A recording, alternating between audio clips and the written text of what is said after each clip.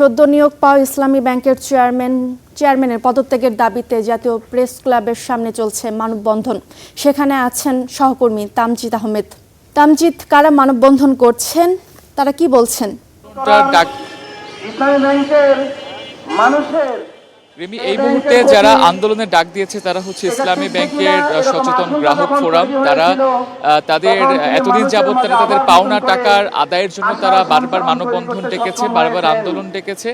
আজকে তারা যে দাবিটা নিয়ে এখানে প্রেস ক্লাবের সামনে হাজির হয়েছে সেই দাবিটা হচ্ছে নতুন যে চেয়ারম্যানকে নিয়োগ দেওয়া হয়েছে তিনি তার পদত্যাগের দাবিতে মূলত এখানে আন্দোলনটা শুরু হয়েছে। এবং নতুন যেই চেয়ারম্যান দায়িত্ব পেয়েছেন গতকাল রবিবারে, তিনি কিন্তু এর আগে আওয়ামী লীগ সরকারের পতনের পর চাপের মুখে কিন্তু তাকে ডেপুটি গভর্নরের পদ থেকে কিন্তু পদত্যাগ করতে হয়েছিল এবং তার পরবর্তীতে নতুন একজন চেয়ারম্যান নিয়োগ দেওয়া হয়েছিল।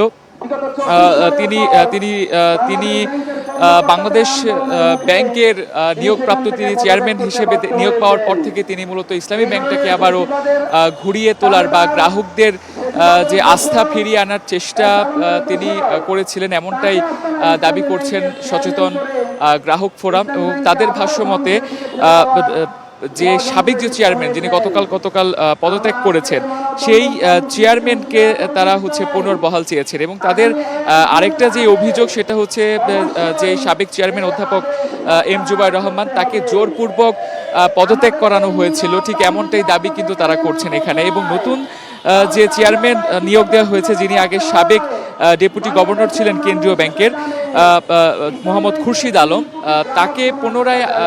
তাকে পুনরায় আবারও ব্যাংকিং খাতের দায়িত্বে আনা বা ইসলামী ব্যাংকের চেয়ারম্যান হিসেবে নিয়োগ দেওয়াকে তারা কোনোভাবেই মেনে নিতে চাচ্ছেন না। এবং এখানকার থেকে যারা গ্রাহকরা রয়েছেন তাদের ভাষ্যমতে তারা আন্দোলন চালিয়ে যাবেন। এবং তারা গতকালকেও ইসলামী ব্যাংকের প্রধান কার্যালয়ের সামনে তারা আন্দোলন করেছিলেন, আজকেও তারা আন্দোলন চালিয়ে যাচ্ছেন। আজকে প্রেস ক্লাবের সামনে থেকে তারা এই দাবিটা করছেন, যতক্ষণ পর্যন্ত পদত্যাগ না করা হবে ততক্ষণ পর্যন্ত তারা এই আন্দোলন চালিয়ে যাবেন। এবং তারা এর পাশাপাশি কিন্তু বাংলাদেশ ব্যাংকের গভর্নর যে দায়িত্বপ্রাপ্ত গভর্নরকেও তারা হচ্ছে পদত্যাগ করতে বলছে, অর্থাৎ গভর্নরের পদত্যাগের দাবিও কিন্তু তারা এই মুহূর্তে করছেন। রিমি, এই ছিল আমার কাছে সবশেষ। ধন্যবাদ তামজিদ। এতক্ষণ আমরা জানছিলাম চেয়ারম্যানের পদত্যাগের দাবিতে মানববন্ধনের সর্বশেষ খবরাখবর।